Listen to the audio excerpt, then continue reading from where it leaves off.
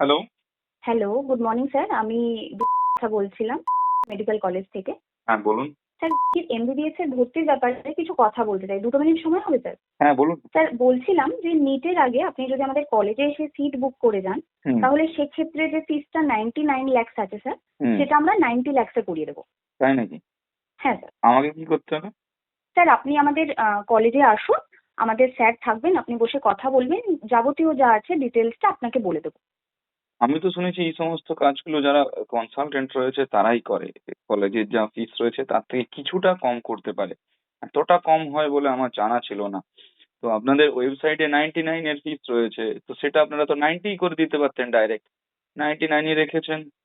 দিয়ে আবার ফোন করে বলছেন যে না 90 তে হয়ে যাবে। এটা কিভাবে সম্ভব? স্যার, আপনি আসুন, আমাদের কলেজে এসে বসে কথা বললে সবটা বলে দেবো স্যার। কলেজে তো আমি যাবোই। আপনার যে ডাইরেক্টর রয়েছে বা ডিন রয়েছে আমি তার সামনে গিয়ে বসে তো কথা বলবোই। আমি আপনার ব্যাপারেও জিজ্ঞেস করবো। আপনার নামটা কি আরেকবার বলুন?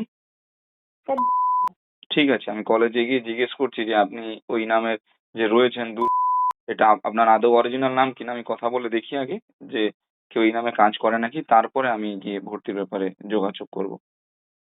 শোনা যাচ্ছে আমার কথা? হ্যালো?